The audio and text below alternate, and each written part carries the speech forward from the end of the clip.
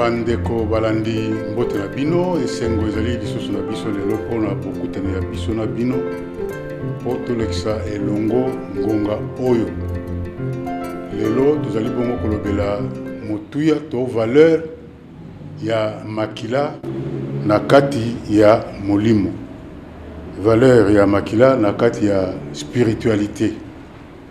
Tokolobela yango biso moko te, tozali na lisungi tosungami na ndeko Florent Benam to Florent Benamukwele, yazali maître de sagesse, initié en sciences ésotériques et hermétiques, azali pe mokeli pe mozalisi ya Asbel Fondation Benamukwele. Ndeko maître la kanisi présentation nanga ezali lolenge wana. Ouais, ça va. Voilà. Mbote na yo d'abord avant makamyo surtout. Mbote papa Georges, mbote na ba téléspectateurs nyonso bazolanda biso. Voilà. Donc on a annoncé tozali kolobela bongo makambo ya makila. Ezala ba chrétien bakoinvoka ka makila ya Christ. Ezala bato bakosala misala na molili bakoinvoka ka makila. Alors, makila yango ezali nini mpona yo en tant qu'initié en sciences ésotériques et hermétiques. Makila ezali nini? Merci beaucoup parce que thème oyo est vraiment très important, est très capital et nako senga na yo ce qui est la possible tous aller un peu en bilingue pour essayer un peu d'expliquer d'autres termes mais aux moins difficiles na kokota na lingala ya makasi. Problème est merci beaucoup. Ce qui vous allez permettre de la biso ba sosola malam. Merci beaucoup papa Georges Kabong. Donc pour essayer un peu de définir les sons, puisque notre thème d'aujourd'hui c'est la valeur spirituelle du sang. Les sons, du point de vue scientifique, le sang est composé de cellules à 45%. Donc cellules est à 45% na katia makila, dont nous voyons les thrombocytes, les érythrocytes et les leucocytes. Ils ont na makila. Et puis le sang est composé également de plasme. Le plasma, et dans le plasma nous avons l'eau, les sels minéraux, les protéines et les substances organiques ainsi que de l'oxygène et du gaz carbonique.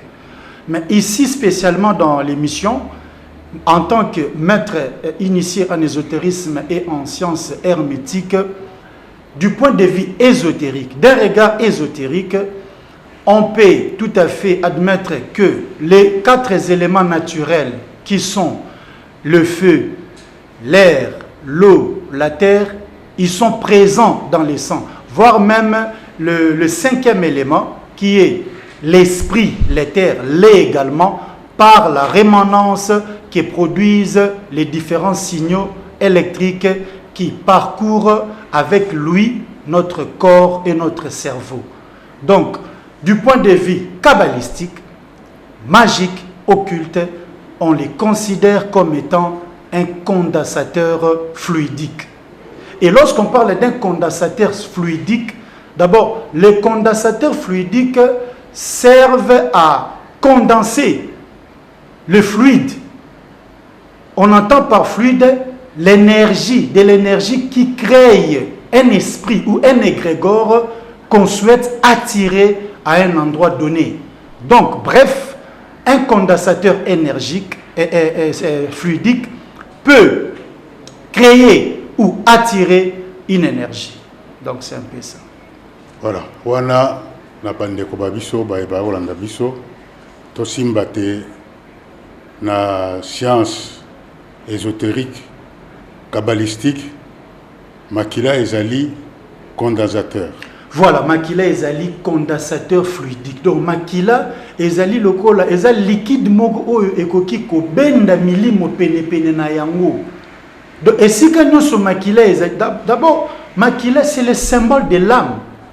Makila c'est la vie, le sang c'est la vie. Eza symbole de la vie. Na kati nzoto na biso batu, nous avons environ 5 litres de sang. Alors ceux qui makila wana 5 litres wana et bandiko couler na libanda et donc ezobima hémorragie ceux qui memio mbango na hôpital était au kufi ba bengyo moyi pour être makila et sili na nzoto nayo. Donc makila c'est la vie, l'essence c'est la vie.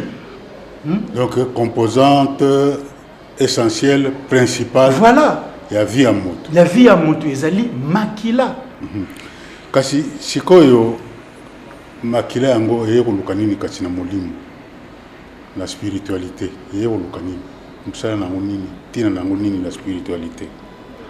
Makila, il faut dire que c'est depuis la nuit des temps, du néolithique, de l'ancien Égypte, de l'Antiquité, à l'époque hellénistique, de la Mésopotamie aux contrées nordiques, de l'Afrique vaudoisante, en passant par le macumba brésilien, et de la sorcellerie de la campagne, voire même depuis l'Ancien et le Nouveau Testament, les sangs jouaient toujours un rôle prépondérant. Makila a joué un rôle à Makasi.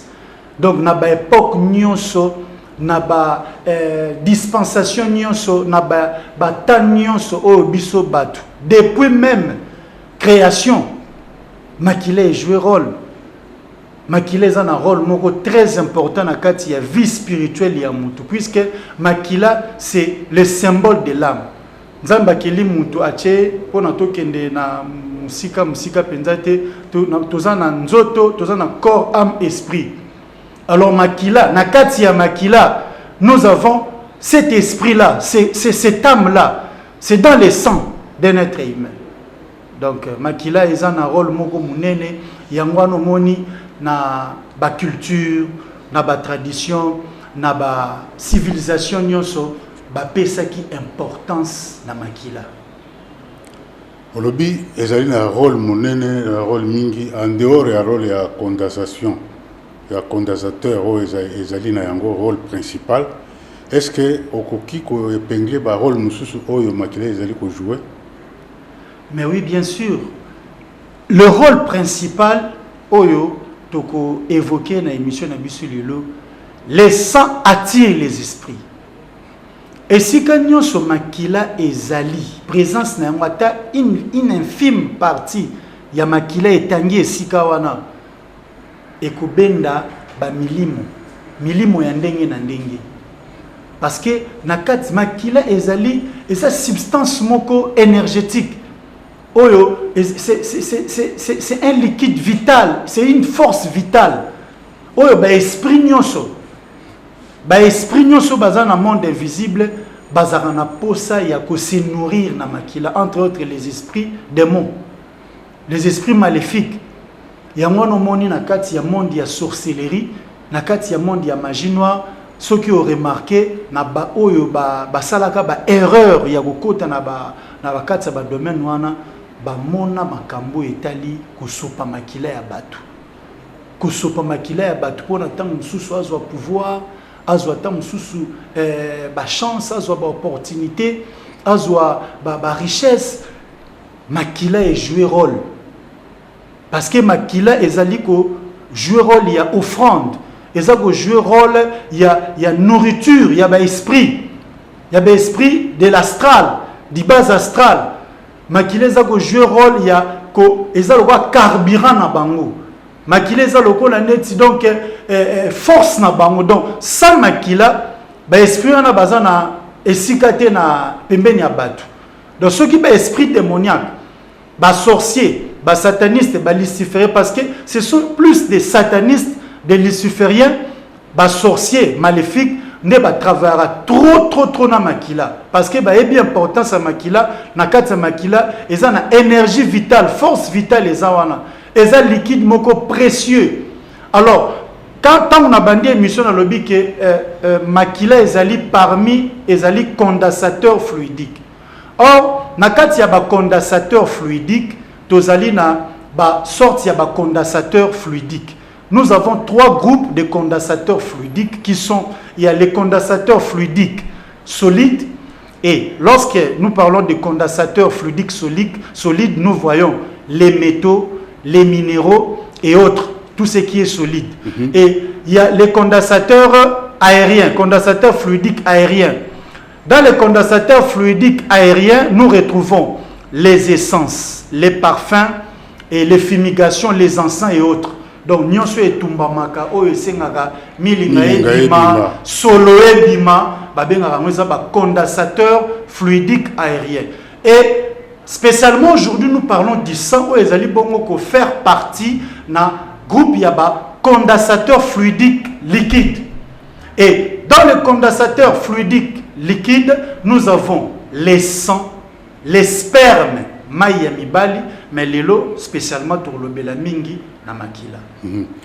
Maître bandeko mingi bakosa maka bake kokota na makambo ndenge olobaki boye bake kosalela makila otayi koloba na landi awa ke bamonaka makambo na bango na makambo bamonaka na kokotaka bikotela na misala ya makila kosopa makila.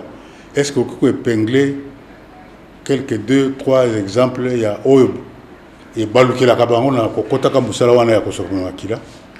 Mais oyebi toujours vivre na kati ya monde moko bato mingi balingi ko approfondir connaissance na bango te. C'est ça le problème.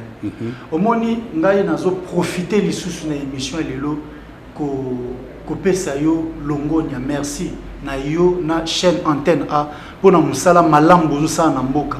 Neti ba émission abossé, c'est une émission très importante parce que ozo yamba bato bazo pesa ko pesa ba connaissance bazo révéler ba mystère oyo tant mususu bato mususu ba okoka koloba yango te mais biso tozo risquer koloba ba mystère wana. Dans la magie noire, dans la sorcellerie, ndenge na uta koloba, makila ezali nourriture, makila ezali offrande, makila ezali ko servir naba adepte ya magie noire, ya sorcellerie, ya rosala nango ba pacte. Puisque lors ya pacte ezali nde na signature ya makila ya mutu aye ko signer pacte. Ou soit tant sous bolingo sala union de fraternité, donc fraternité, union d'un groupe, boza na kati ya bomoko, bogosa la signature na bino na makila. Donc l'opérateur, c'est lui qui opère, peut utiliser les sangs pour mettre sa signature, afin que ba esprit ba ko localiser facilement, puisque on peut cibler une personne à travers les sangs. Donc makila ya mutu, makila na yo, makila na nga. Ce qui mutu azui yango ndenge mona batu mususu par erreur akei na sika moko pona koluka babozui koluka ba bomengo ba makambo koyebana ko sala succès. Tu ozomona ko sala succès parce que moni batu belé tant bazo vivre na ignorance ezali que ko sala succès zaka ko tangisa makila te. Non. Nana zo boya yango ko sala succès ezali ka ko tangisa makila te puisque il y a des opérations. Il y a des mystères oyo makila etangite mais muto asali succès. Muto réussir vu na ya zuba mbongo puisqu'il y a des forces. Entre autres, il y a la force de Yehoshua Mashiach, la force de Jésus-Christ, la force du Seigneur notre Dieu. C'est Jésus-Christ. Selon moi, c'est mon Dieu, Yehoshua Mashiach, Jésus-Christ. Alors, force na ye, puissance na ye, ceux qui va révéler ba arcane, ba mystère na ye. Ndenge nini oko pratiquer ba prière na ye, ndenge nini oko se comporter, ndenge nini oko maîtriser ba règle na ye, en tout cas oko joie succès. Il y a Jésus. Il y a Jésus-Christ. Yehoshua Mashiach. Mais ceux qui mutazo vivre na ye na ignorance. Okutani na batu ba memi ba lubika ndenge za ndenge osali album non par exemple ba musicien profane osali album non ndenge osali album no boy mon cher ndenge za boy foka ko sopa makila sans ko sopa makila osaelo morote et obimate donc ozinda po jo wana ndenga za wana kuna yepe na sopa osape na preuve te muto tamso ozolobela ki sopa makila tamso sopa nebe makila te musalaka eza musala na ye fruit à travail na ye ba sacrifice na ye azozwa te ko s'inspirer na ba composition nzembo na ba inspiration. Et puis, il y a des règles, il y a des conduites, il y a des disciplines.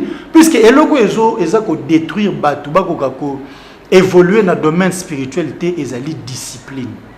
Parce que sans discipline, on ne peut jamais accéder à la dimension supérieure.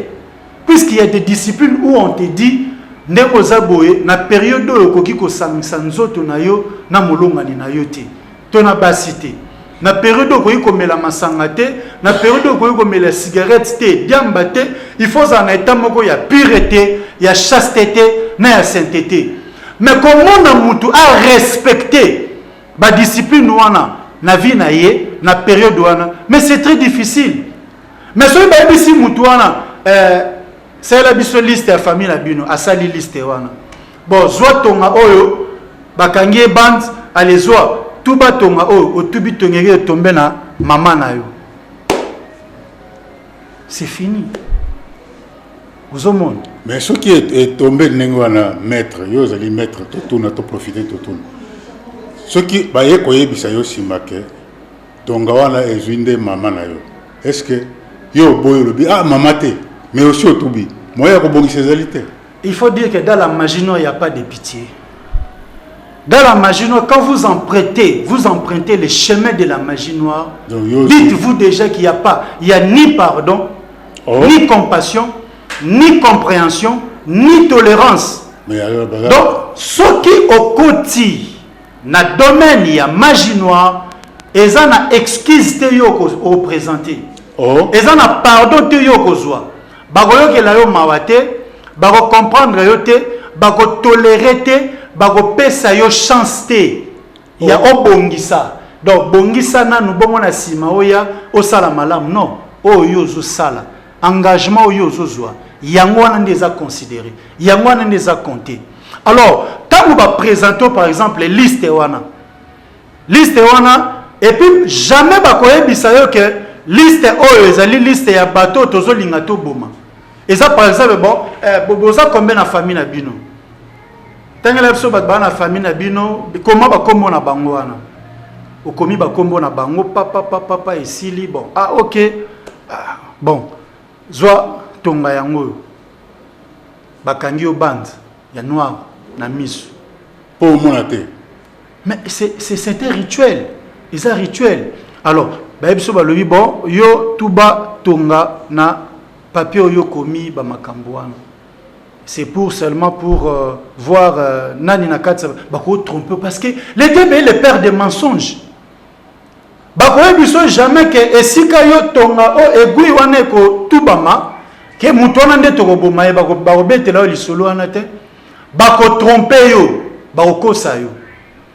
Quand yo oro appuyer egui wana ndengo uti koloba eke na kombo ya mama na yo bafungoli yo bande noire wana yo moko moni otubi tonga na kombo ya mama siko yo boya ndenge nini oko expliquer bangoni parce que chemin ya magie noire yango moni biso ton to leka na be mission boy eza pona ko affermir batu ko fortifier batu ko telisa na batu il y a des forces spirituelles au mutako travailler nango sans pour autant les kananzela ya ba makila nanzela ya ba sacrifice ya koboma batu nanzela ya ko yiba ba étoile ya batu nanzela ya ko zoba chance ya batu nanzela ya ko utiliser ba mvula ya batu ba ne ya batu mais azui pe succès azui réussite azui bonheur na vie na ye. Alors tant que déjà bazui maman na yo c'est fini mais attention maman o bakozwa il faut savoir maman azali ouverte aza réceptive na ba énergie maléfique wana ba ko lancer pour que liwa ezoye mais soki maman wana ya yo oyo otubi tonga na kombo na ye na ignorance que ba ko bomela yo maman et que maman wana za na vie de prière ya makasi andimela Yehoshua Mashia lokola Seigneur et Sauveur na lokola maître nzambe na ye atambola na kobanga nzambe. En tout cas, et ça là, on va bien retour à l'envoyeur, retour à l'expéditeur. Et à ce moment-là, Moutou a sali opération wana. Tant que ça la pratique pour que ba sacrifier maman et que ba kuti sikoyo bouclier à protection. Champ magnétique les a protégés, aura les a protégés, maka son esprit est fort. Alors eko zonga. Maléfice on attend eko zonga. Opérateur a déjà la protection puisque c'est lui le maître du jeu, c'est lui le maître des cérémonies. Alors Moutou vous la victime et zaline yo Moutou okendaki ko appuyer et puis na kombo ya mama na ndo mona ke no akenda ko simba kisi et simbi petazui pelo amote yewana ake akufina akomi liboma to akufina maître na habité pona kozwa kokoma mozui esengeli kaka koleka na nzela ya makila sacrifice ya makila non omoni papa Georges Kabongo ezana ba information mususu oyo biso to yaga nango ogolukango na Bible ogozwa yango te. Ce sont des informations tirées dans la tradition juive, kabbalistique, rabbinique. Il y a ce qu'on appelle dans la kabbale juive l'arbre de vie kabbalistique. Cet arbre de vie là ezali ko représenter l'univers, le macrocosme. Macrocosme wana ezali ba enseignement oyo ba ko pesa na yo oyo ba lolenge nini okoki ko zwa énergie uta ko banda à partir ya source et pas o wapi to bengi la providence divine, la source divine pas ya yemoko nzambe sawo le kana ba makambu ya bomani ya maoyo boma mutu oyo boma nini boye boma boye mutu azana ba connaissance azana ba arcane il y a ba mystère kabbalistique ésotérique métaphysique hermétique mutuana akoki ko boma pe mutute mais apambwa mi azui mbongo ebele azui bonheur azui succès azui protection puisque c'est la source divine, c'est Dieu qui donne tout. Batubeli ba barate ezalo kwa niti mutu moko be bazui ba masquer yo misu pour comprendre ti. Quand on a évoqué l'arbre kabbalistique, ça veut dire que ezali na ba procédure na ba processus o mutu ba ko lakisa ye le lengeni na koki ko tirer énergie ko bandana sphère oh ezali bongo keter, donc la première sphère de manifestation danse ezali bongo keter. À partir ya keter sphère wana mutu koki ko tirer ba force spirituelle pour ailleurs na ngoti na plan physique na ye po et se matérialiser ba désir na ye ko kisama. Comme tozali na sujet ya ko parler sur l'arbre kabbalistique, c'était juste parenthèse pour na hotel sana batuke à partir ya nguya ya nzambe. Mais ezali na balolenge bakolakisa o ndenge ko sambela nzambe, ndenge ko se comporter, ba règle nini, ba méthode nini, ba loi nini ko respecter. Na sala déjà ba émission il faut respecter les lois de l'univers et les lois de la nature. Ceux qui ba loi wana yoza na respect na yango te mais ko pamba mandenge nini. Na sala ba émission précédente j'ai expliqué ouverture ya ba chakra. Il y a un réservoir énergétique na kati ya moto pour que ba énergie circule librement afin que vie na yo na awa na mokili ezala malamu ozala na kimia ozala na sengo ozala na ba opportunité ozala na chance aura na yo et vibrer et rayonner okoboma kutu mutute oko sopa makila mutute mais ozo vivre na sengo dans la paix, dans la joie, parce qu'il y a des connaissances, il y a des secrets. Oh, il faut révéler. Et ces secrets-là, peut-être sont ok dans la Bible. La Bible est codée. J'ai toujours insisté que la Bible est codée. Il y a des arcanes, il y a des secrets dans la Bible. Il faut pas décoder, déchiffrer, déterminer, détailler. Le lengeni no sala. Boy, maître Toloba. Na ndenge tokende na ba église na ba pasteur ko bondela tona ba oui ba église le lenge to bondela kawana yangote le lenge ba to bondela kawana yangote il faut un enseignement spécial mais to lo bananu to mekano ko expliquer tango papa Georges Kabongoza ko ebisa ngai ke tango tokenda na ba église tokenda ko bondela mais comment yo ke ko bondela na église obondeli tamu yo zongo bandino koswana obandino koyokela muninga jalousie nenga pambwami obandina oko ima na bomengo ya mutu kotonga médisance calomnie donc ozotambola na vie moko donc tala mutu ozokende église pona olati osomi bilamba ya sika nde yango qui est église pour bondela. Et puis yo qui na église car so ozana ba passe na so ozana ba problème mbongo ezo marché te musale kufio moi si aboyo mobali aboyo ale yo wana liboso ya église na ba ya liboso wana yoka ko bina yoka ko sambela. Mais tant que nzamba ko bénir yo, Dieu donne. Dieu est miséricordieux. Soko sambeli nzambe a repesa yo agoyo ke lo mawa. Mais ici, moi je suis un maître initié en ésotérisme. Je vais expliquer par rapport à un mystère occulte, magique, mystique, kabbalistique. Je n'explique pas par rapport de la Bible ou par rapport de l'église de réveil. Non. Moi j'explique par rapport à ma connaissance. Moïse Azalaki Nango, Abraham, Jacob, David, roi Salomon. Roi Salomon commandait même les démons. Il commandait les démons. À ce moment là, les démons,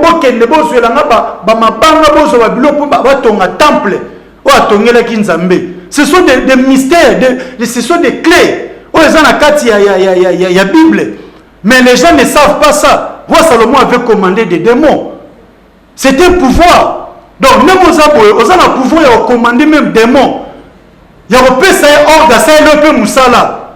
Et puis Moussala, si le ça, les hommes en mboka na yo, zonga na sphère na yo. C'est comme ça. Maître, tu as le mingi, tu as dit que tu as makambo ya makila, na ebité, basalelaka na molimo, basalelaka peta mosusu makila ya nyama, makila ya moto, yango tozolobela. Bokeseni nini ezali kati ya makila ya nyama na makila ya moto? Est-ce que bokeseni ezali? Bokeseni ezali simple, ça n'a pas l'intelligence. C'est l'intelligence parce que moto azana intelligence oyo nyama azana yango te. Moto azana ba faculté oyo nyama azana yango te. Moto azali na ba force oyo nyama azana yango te. Ba force spirituelle. Et soyi totali na histoire na kati ya Bible ko banda déjà na shit ya ba ancêtre na biso ezali bongo Adam na Ève. Vous remarquez que tant Adam et Ève ba tomber na kati ya lisumu ya rébellion na désobéissance ba ki kokuta na loko aneti na etumbu ya liwa. De au monde la Bible dit le salaire du péché c'est la mort. Alors nzambe siko tango atali ayoki na mawa bato so na tiki bango ba kufa loko aneti bandinzi loko bangungi kaka ye moko nzambe aye ko préparer peuple moko peuple d'Israël. Ndena kati ya peuple a préparé qui a mo que non akotinda médecin de Dieu, médecin divin, médecin céleste Yehoshua Amashia. Pour aya Dieu fait homme. Aya siko na nzoto ya bomoto aya ko sopa makila na ye. Or avant même Jésus-Christ parce que ce total même na totanga ba tozana tandi sumingité, ce batu batali na Bible. Ésaïe, le prophète Ésaïe avait annoncé cela. Ésaïe chapitre 35 verset 4. Ésaïe dit ceci, il viendra lui-même et vous sauvera. Et puis ce total dans Hébreux chapitre 10 verset 1. La Bible nous dit, car les mêmes sacrifices offerts perpétuellement chaque année ne pouvaient jamais amener les assistants à la perfection. Et la Bible déclare encore dans Hébreux chapitre 9 verset 22, sans effusion de sang, il n'y a pas de pardon. Donc, dans Hébreu, car les mêmes sacrifices offerts perpétuellement chaque année, chaque année, na ba grand sacrificateur, avant d'arriver à Jésus-Christ. Ceux qui basali mabe ba monique no nzambe poisilikate azalana kanda na bisote nzambe nda permettre ki yango na époque wana bakoboma nyama bakoboma mbeka ba offrir yango na nzambe makila wana etangi po masumu na bango elimbisama nzambe akitisa kanda na ye. Mais kokaki te parce que chaque année faut que ça la yango, chaque année chaque mois faut que ça la yango.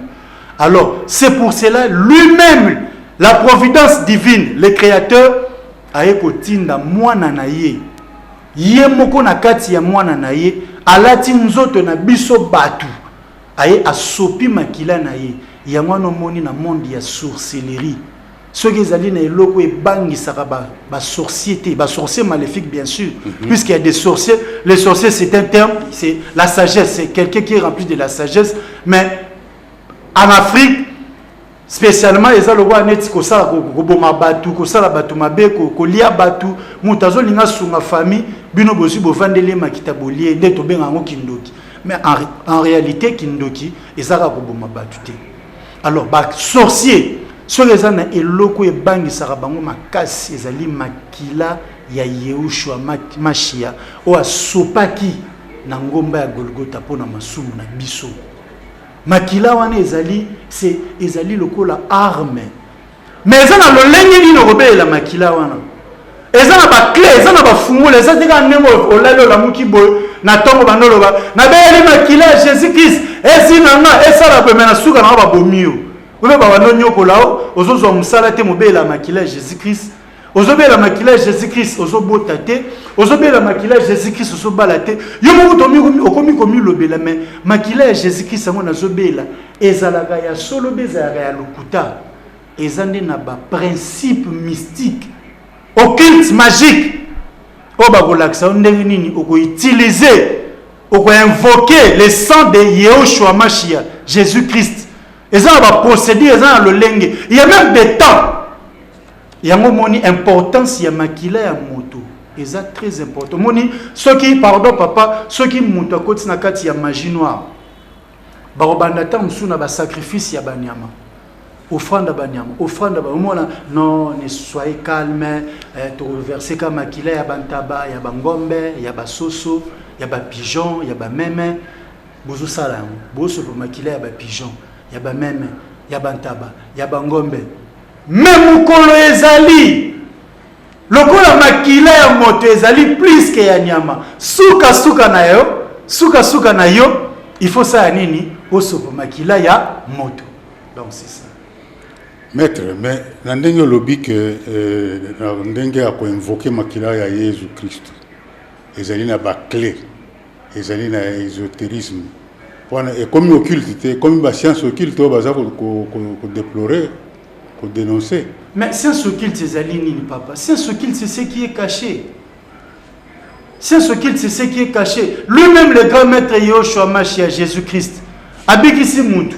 Ayebisi abike no. Ayebisi na batu makambo bino bomoni bobeta ngo liso na muntu. Te tobe ngoni na français. C'est de l'occultisme non? Et c'est déjà à l'ouki à occulter événement wana. À occulter action au Yassali. Mais c'est ça l'occultisme. Occultisme, c'est ce qui est caché. Occultisme ne veut pas dire que Koboma Moutou, que sacrifier Moutou. Non. C'est ce qui est même la Bible. Moi, je ne suis pas là pour défendre les satanistes ou les lucifériens. Non. Je suis là pour expliquer les choses claires. Batoubaza na confusion te. Batoubaza na embrouillement te. Et le logo bengi occulte ezali logo ezali caché. Soko zana ba prière na pasteur na bino, au moins na ba pasteur be ba prêtre akoyebisa bike non, ndengo zana kati ya jeune okoyi ko beta lisolo na mutu te, kende na zabo na zana jeune ya 21 jours. Tobe mangoni. A occulter information, c'est déjà l'occultisme. Parce que tant on ça la jeune, oboyi batu ba yeba.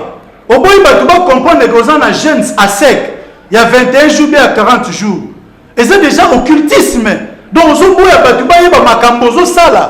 et puis même, la prière, non, on bazako ba opesa yo orientation ke okoki ko sambela te o ganga batu ba yo ka makambu oyo ozako senga na nzambe. C'est de l'occultisme. Maître matondi omingi ngonga esi esili ekoki penza yambo toka bwana na ebite na émission ya lelo temo ya lelo ni toki ko retenir yambo toka bwana. Merci beaucoup, Papa Georges Kabongo, pour notre thème. Et ça thème est tellement complexe, et ça tellement mounene, na 8 ans il y a que l'obanio sauté. Mais pour nous coller l'élo, et l'ogo batubagoui ko retenir ezali que makila ezali et l'ogo oyo eza ko attirer ba esprit. Et si comme makila est tangi, ndengo mona ba jeune femme, ba jeune fille mususu.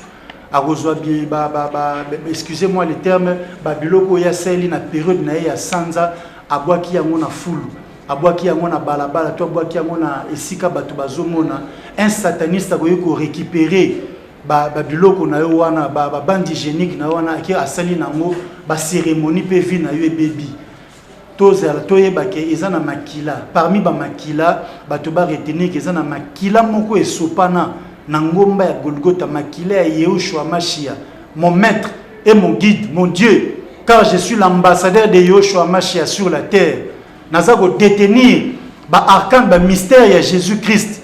Alors batou ba invoquer le sang de Jésus-Christ na ba vie na bango pour que bazala protéger, bazala sauver. Comment yo ko rencontrer yo en une minute? Pour na grand maître de sagesse Florent Benam, l'ambassadeur de Yehoshua Mashia, les guides de l'ère du verso au composé gaga 00 243 85 054 89 05 00 243 85 054 89 05. Vous avez un compte Facebook nanga au commis Florent Benam ou bien la page Facebook nanga au commis Maître de sagesse Florent Benam ou soit au commis langa pena adresse email nanga zali bongo Florent Benam 7 @gmail.com. Voilà. Maître natondi on ndengo ndima iko ya kokuta na biso mokolo malelo to sukisi émission na biso natondi o mingi bandeko balandi to yambaki bongo ndeko Florent Benam Mukwele, maître de sagesse initié en ésotérisme et en sciences hermétiques naye to solola ki bongo makamatali makila valeur ya makila na molimo émission na biso to sukisi boye to kutani lisusu na bino poso ya sima ngonga moko oyo bozwaki biso mo alelo botikala malamu.